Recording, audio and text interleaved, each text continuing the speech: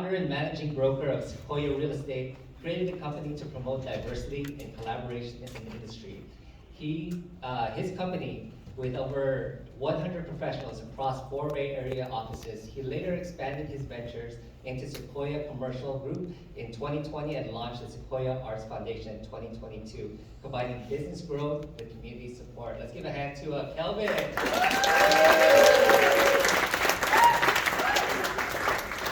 For our next panelist, we have David Ali, Regional Director and Broker Owner of Realty Run Group in San Ramon. He oversees a large territory from the Bay Area to Bakersfield with a regional office in San Ramon. With 11 years at the company, he has played a key role in expansion to over 20 countries. As co-owner of Mono Mortgage Feature, David's team provides custom mortgage solutions to close deals real quickly. Let's give a hand to David.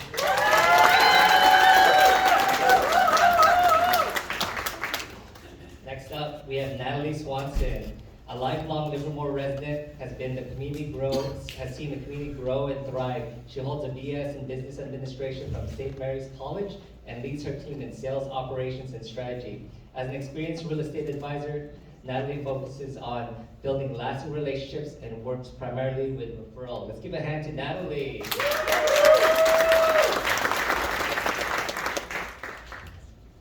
All right, and for our last panelist, it is Jillian Anderson. She is an experienced entrepreneur and business coach with over 20 years in the real estate business.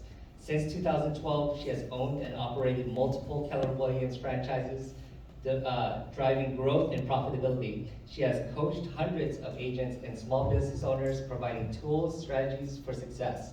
With a proven track record for building multi-million-dollar businesses, Jillian combines visionary thinking with practical expertise to empower others to achieve their goals. Let's give a hand.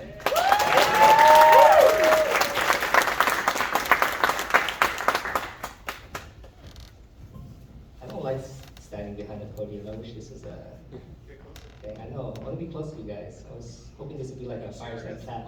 I know, right? No worries, no. All eyes on you guys. I want to go over get right into it, go over some fun questions. We'll again have questions for later at the end. But let's just start things off. So what key factors that contribute to your success in scaling your real estate business? So think about just scaling, right? Everybody has a different background, where you guys started from, but how did you get from essentially bottom to the top and scaling your business? Kelvin, would you like to go first? For me, it's about the people. I mean, you look around, look at different companies, the only thing difference is the people. So it took a lot of time growing, controlled, and making sure right people join the company. And with the right people, they will spread the word and maintain the culture that you need. And as the company grows, you'll see that people tend to take a back seat. So you constantly need them to step up. You need people to come in, and when you have that type of culture, you see people pitching in, and you see the top producers pitching in, that's huge, right? A lot of them usually take the back seat. So the right people and then the right partners.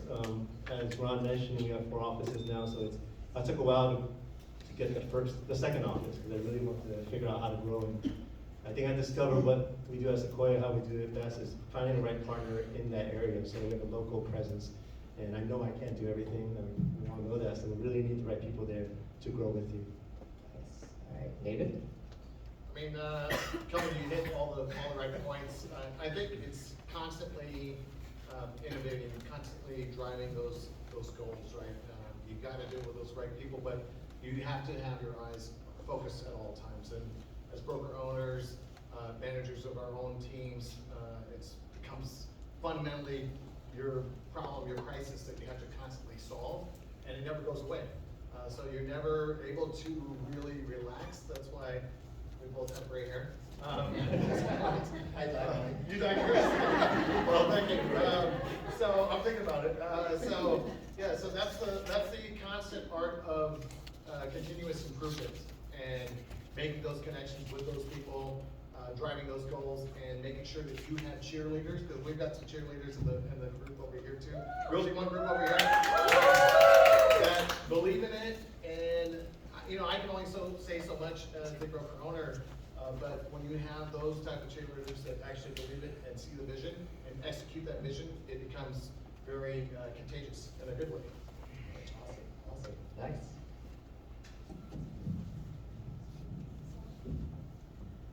for me, I think growing the business came out of necessity. I realized there were things I was not good at, and there were things that I really loved, and I learned the power of leverage. And so, and first I have to say, I mean, I have the smallest organization on this panel. These guys are fantastic, the sizes of the organization. I just have a real estate team. But I realized that leverage is absolutely critical to, figuring out, what does that look like? Who do you hire first? I think the part of the magic is learning from other people. Realizing you don't have to reinvent the wheel, realize there's models and systems behind that. Find someone who's doing exactly what you want to do and simply model what they do. I think Tony Robbins was excellent at that. That was one of the books that really got me started in realizing, hey, I can go copy what someone else has done. And so if you can do that and get some great talent, that first hire, your rock star, is priceless. Priceless.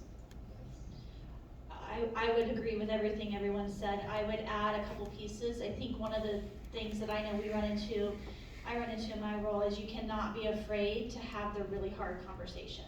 I think sometimes as leaders we get caught up in, what if somebody leaves because I said this? But if you hold your standard for your culture, for what you want to do, you will see the people rise up and respect that. They don't have to be your best friends. Your job is to lead them. It's not to buddy around with them.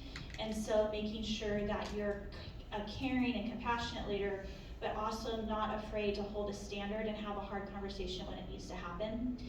And I think the other thing for me is making sure that I'm intentionally putting myself in rooms where I'm not the smartest person in the room.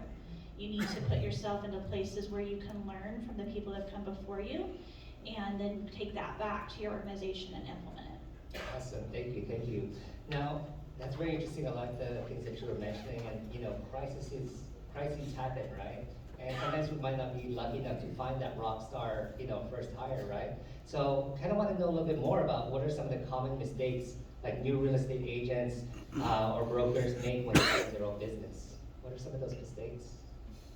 Who wants to go for it? I'm going to say just hiring the wrong people. Mm. Not doing the investigative work on, hey, I want to start this business. What's the first step? And one of the first and biggest mistakes that people can make is hiring the wrong talent. Which I've done. What's that? Which I've done. Okay. Hiring the wrong talent. Cheryl, I love you now because you're our new office manager. And it's painful, right? Because I've given corrective measures. I'm like, hey, how about we do it this way? How about, what about this? But showing up is, 95% of it, and then actually enjoying your job. So everyone can really do a great interview, and you're hoping that that's how they're gonna show up the rest of the time, and they don't always do that. And it is a reflection, but I've given,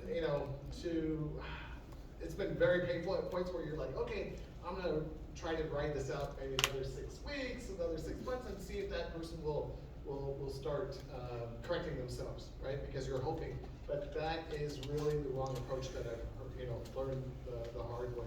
In any relationship, whether work or personal, you can be, you can give all that you want, it may not eventually click in their mind that they want it. So they might end up being like, oh, okay, well he gave me a week off, let me ask for 2 weeks from now.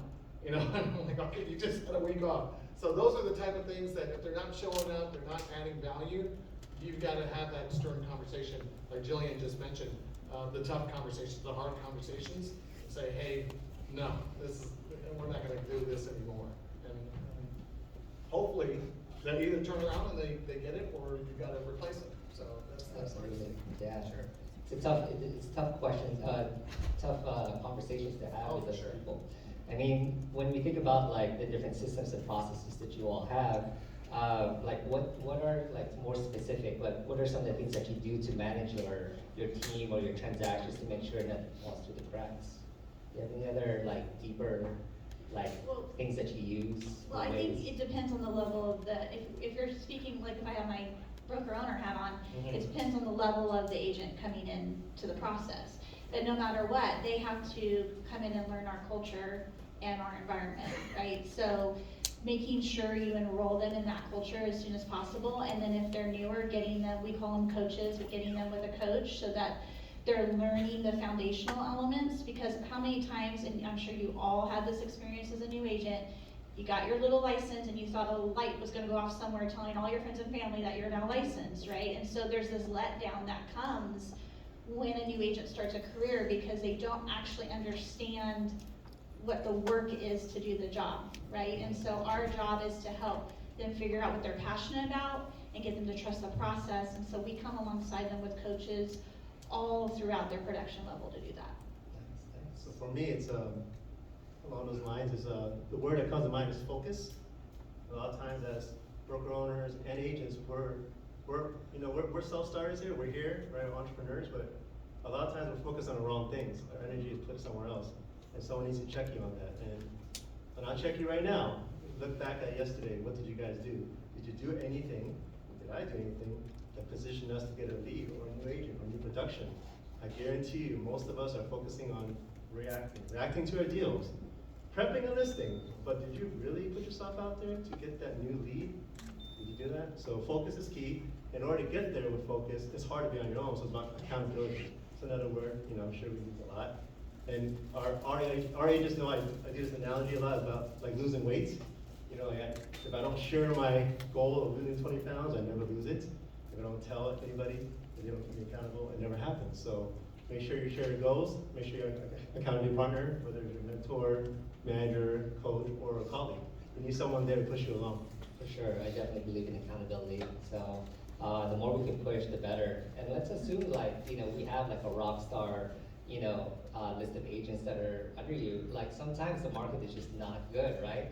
We know that rates were high just a few months ago. Luckily the Fed cut the rate, but who knows what's going to happen in the next few months. Rates are still relatively high for some people. So how do you manage your cash flow, particularly during a slow market? What do you guys think? Thoughts?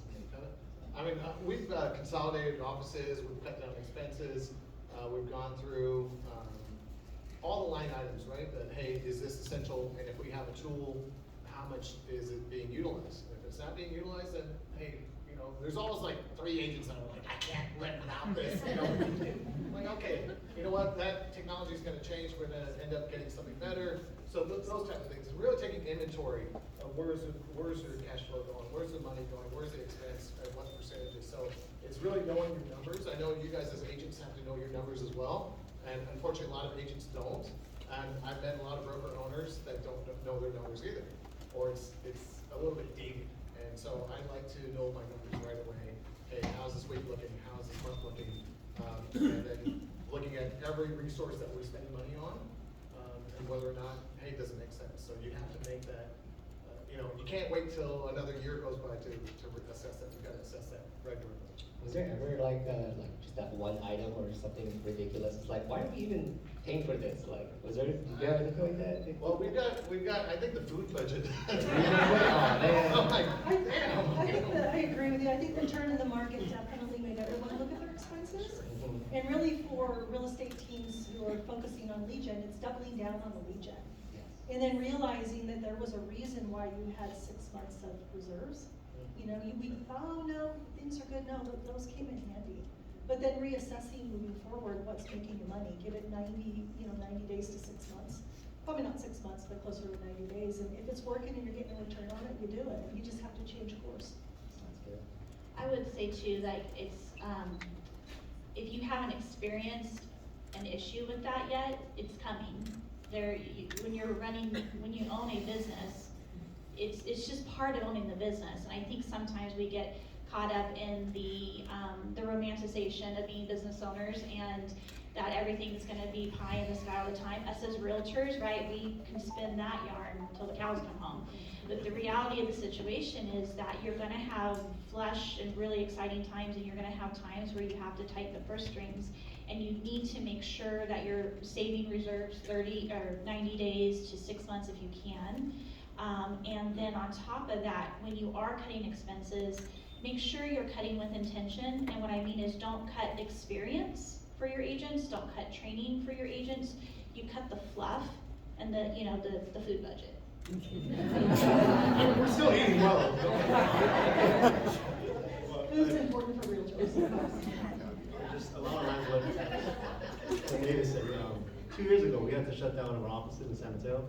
it just didn't make sense, right? So it's tough to, we wanna hang in there, right? We wanna show the public that we're okay, but it's actually tough, so sucked it up and shut it down and redirected, that income towards something else. And then I'm happy to announce that we just signed a lease for the San Mateo office last week.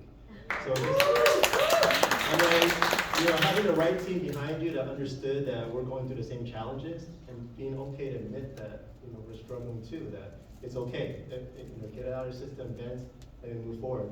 And along the lines of cutting expenses, I try really hard not to cut some of the things we do, like our company anniversary party, like our Invest Now conference last week.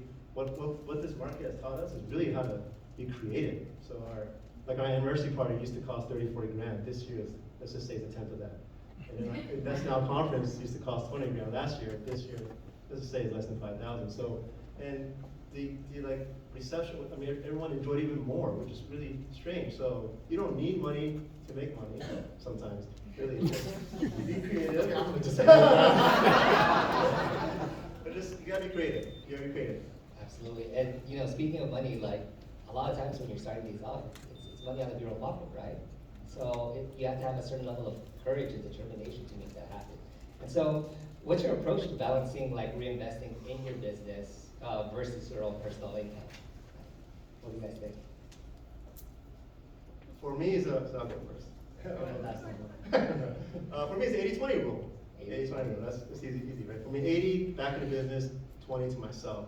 And then if it's not in my business, I'm still investing in flips, development, always having money working for me.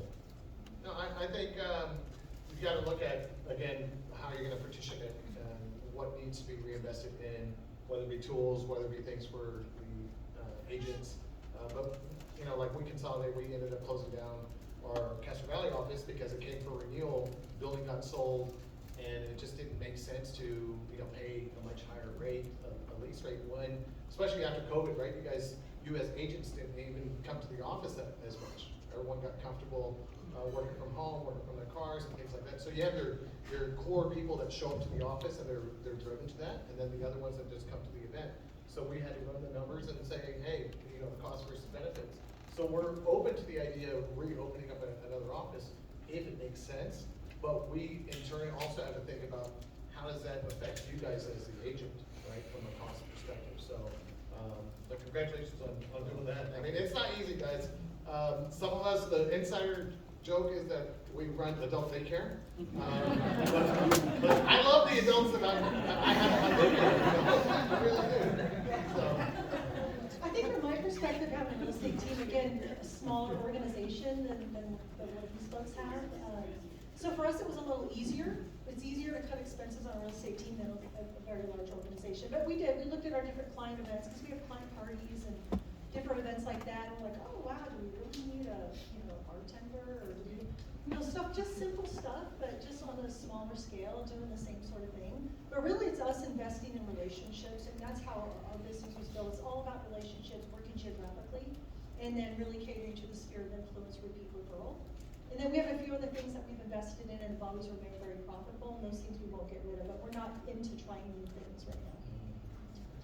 Yeah, I think our model, I tend to be very conservative fiscally by nature, which is funny, my husband would argue that, but I am. And our model that we're in, as far as the real estate businesses go, it kind of builds back how to reinvest the owner's money into it. So we work really hard to keep our personal income separate, put ourselves on salary, and then keep the rest of it separate from the rest of the interests of the business. And for the most part, that's worked well.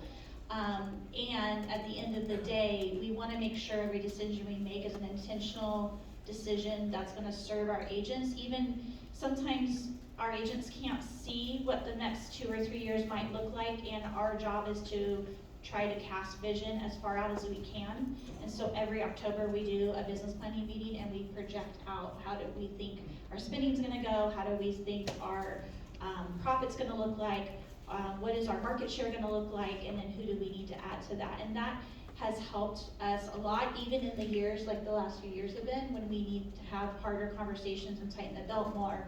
We can still play within the model pretty closely. That's amazing. Awesome. So Yeah, 80-20 rule, you know, being conservative, all these different things, but do you also have any particular financial metrics or tools or programs or applications that you use to kind of prioritize like the measure the health of your real estate business? I'll comment on that first. Mine's simple. It's called a director of operations. Okay, It nice. tells me what I can do, what I can't do, what I can spend and not. Are they good right Kind of now? really fun, but they're there for a reason, and I listen to them.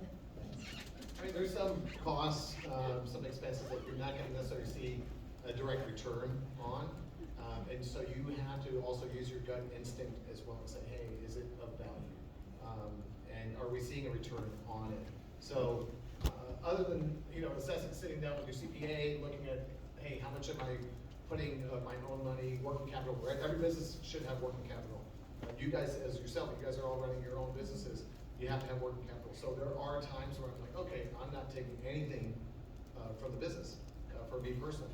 So, and if it goes for too long of stress, and I'm like, hey, what, I mean, is this a charitable event, or what are we doing? But at the same time, we try to use I'm sure you do, and I'm sure you guys do, we try to use every tax loophole that we can. Nothing illegal, IRS if you're watching, just everything to try and mitigate those things and utilize them for us, And I think all of you guys covered the same point was, and I think we decided to do that too, was not cut down on our retention and recognition of our agents. You guys are doing a great job collectively, of everyone in a tough industry. So we were like, okay, should we cut this event? Should we cut that award ceremony? And we decided not to. We're like, okay, we're gonna still spend. Other broker owners were like, dude, you're still doing it? And I'm like, yeah, we gotta do it, man. These guys are out there hustling and making it happen, so we can make sure that we spend the money for that and give them the recognition that they deserve. So you asked about a couple tools. Yeah. So for the offices specifically, our franchise model has a economic system that's proprietary that we lean into for that. But on top of that, we also have a CPA that specializes in franchise type businesses. My husband has a business degree in finance. He is an accountant by trade, so that's handy. And then for my coaching business, which is my small business, which runs more a little bit probably like how you guys run your real estate businesses, I use ZipBooks in conjunction with our CPA, and that helps a lot to keep everything accountable. Sure. So, yeah, talking about metrics, it's funny, I just brought that up 2 days ago at a meeting. It's important, and it's important, but us self-employed individuals, we weren't taught how to do this. So a lot of times we don't look at the numbers, but we have to. We need to know what we're shooting for. For us, in different offices, I know my bottom line, and I know how many deals we need to close per office, or I'm in the red. That's really important, right? No more pizza that night. More pizza all day Less long. toppings, less toppings. But I also look at what we can do on a company level what's the easiest way to make more money, right? It's not doing something really, making money should be easy, right? But a lot of times we make it hard for ourselves. So you analyze what you're doing, is there a quicker way to doing that? So one thing I look at is, we look at our whole agent population in our office, look at what they did last year, what they did this year, what happened there, and how can we get them back to that level, or stay at that level. The next big metric we look at is who didn't close the deal at all. And it's tough, right? Who didn't close the deal at all this year or last year, and how to get them to close at least one deal. Because to me, is I can get everybody to close one deal, one extra deal, that's double, a lot, right? But a lot of times we just focus on maybe the top producers, which we should, don't get me wrong, but we have to make sure we look at the other folks too, because there might be an easier way to get the production up. That's actually a really good point, because the statistics show over the last, 12 months, 47% of licensed agents did not sell a home in the last 12 months. But back to how in the agent world, what you can look at, another metric is how many of your clients have given you referrals this year, right? And for me, when we had our event last Saturday, I texted, maybe some of you guys got it, I texted over 400 people, individual text messages, hey, I want to invite you out. And that's how I stay in front of my audience. So you too look at it. If your client's not giving you a referral at least one every 3 years, something's wrong. Be in front of them. They have a network of 200-300 people or more. If they're not referring you, you gotta get in front of them. Absolutely. So, what did you want something to ask? Okay.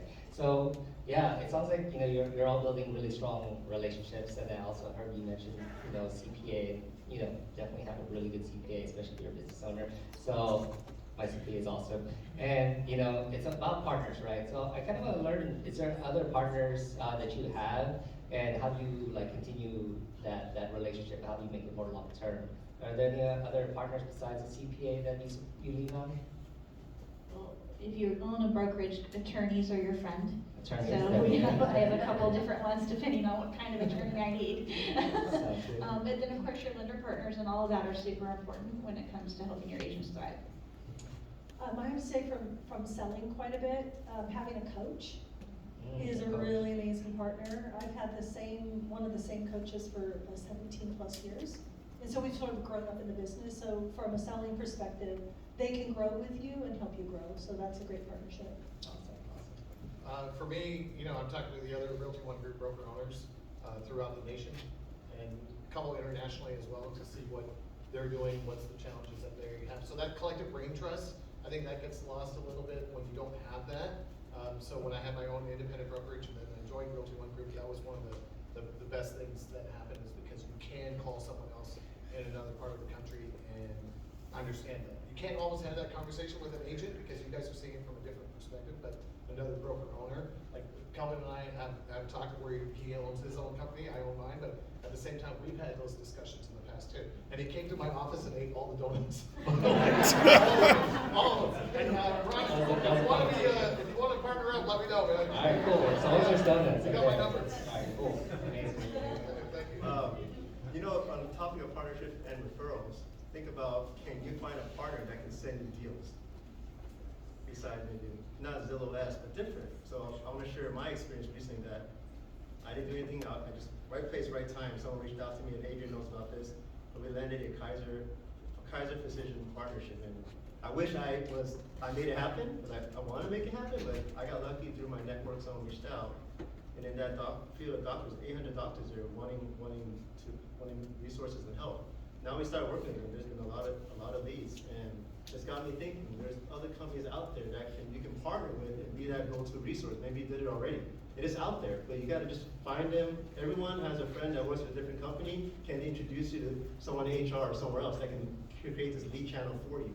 Make your life easier and get the stream of income. I love it. I love it. Like, you know, it's all about the ecosystem, right? And for me, I personally also feel like it's not really about competition. It's about collaboration, right? We can all grow together. Every single one in this room has an opportunity to grow together. And so I really love that. I love that little thing right there. So for sure, donuts, right? But now I'm gonna just end off with one last question. It's gonna be a little bit spicy. So, what is your approach to managing like difficult, difficult clients, difficult people, difficult, agents, and how do you do that? How do you do that? Well, I was having to deal with that today, actually. No names, please. No, I would never say names. I think it's, hey, I understand where you're coming from and I hear what you're saying, and just start with that and have empathy. Because they obviously don't know what you know, so with that understanding and taking a few deep breaths, talking to people that I trust to get advice and wisdom. And sometimes I call my kids and they, say a little prayer for me, prayer words stress me.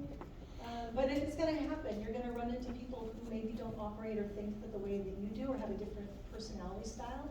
And it becomes very evident that obviously in what we do, we run across many, many people whose stress level is very high. We're used to the higher stress level, but they're not. So everyone reacts differently, so most of the time it's just based on that, but everyone's gonna handle it differently. But always empathize with them and understand that, hey, I see what you're saying. And then go from there. I would say ask clarifying questions as much as you can so that you can get that understanding. And also be super clear on what your non-negotiables are. Like where are your boundaries? Where are your lines of things that you're not gonna cross? That's true for your clients. It's true for me with my agents. There's certain things that it's just, I love you and you're no longer gonna have a role here. And again, it's those hard conversations, but really understanding who you are and then communicate where someone is going to hear it based on how they communicate.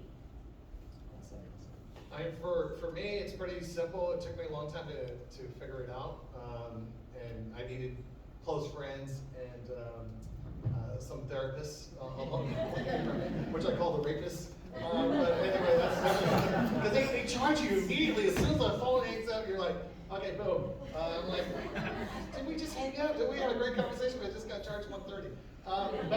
But the thing is, it really comes down to this. Ask yourself one question: am I a positive energy type of person, or am I a negative energy? If you're negative, okay, no problem. I mean, I was married to one.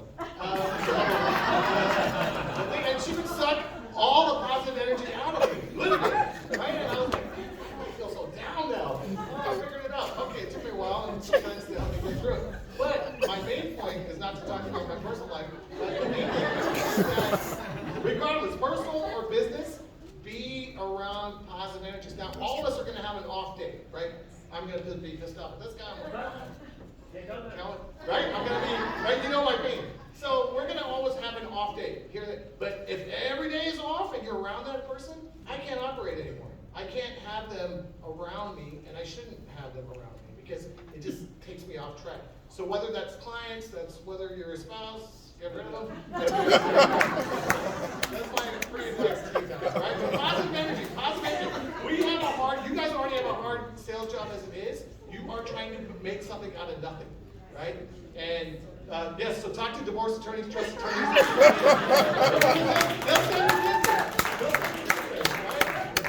I've got an agent over here. She squeezes 3 deals out of 1 person. It doesn't matter. Every time it's 3 deals. So if you guys can get that, let's do it. All right? Okay, I think I got my green light here. I love it. You guys covered a lot, and I do have to say the first thing I try to remind myself is to pause and not rapid fire text, and just wait, give it some time to vent, call someone, and then pick up the phone, and then kill them with kindness. They can't feed off positive, happy energy, right? So that's what I do. But for the clients that don't work, actually you don't work with them. Right? You don't need that energy. You're in a business where you should be in a position where you can fire clients. So the worst thing was fine. I've had experiences where I'm in escrow. In escrow, $30K paycheck where I said it's not working out. You work with a listing agent. I said I can't deal with this because I don't want any liability down the road. So if you're not gelling with someone and you feel like it's time to get out, you should. That's your gut telling, right? Yeah. And but at the same point, you guys sometimes are just dealing with the pain for 30 days, and then you're pretty much out of it. So just kind of deal with it. And it's a wonderful feature when you can hit unsend, right? On your so try that sometimes, kid. But yeah, don't send any. Like I've seen a lot of middle fingers go up sometimes when they're like sending things that's not good. Don't email and text when you're angry. Or at 1 a.m. Or one. Definitely, yeah. Finding positivity, finding that patience, empathy. It's really key. We do that on the lending side as well, right? We want to figure out where they're kind of coming from, and then there might be times, you literally have to just cut them off. Unfortunately, but just getting that position and being able to empathize with the person, seeing where they're coming from, seeing if we see all these straws on the camel's back, and we want to make sure that that last straw doesn't happen, and being able to catch that early is super key. But yeah, thank you for all the questions. Let's give a hand to all of our panelists.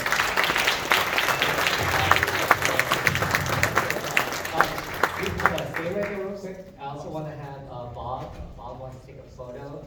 Right there. Come over. Take a photo.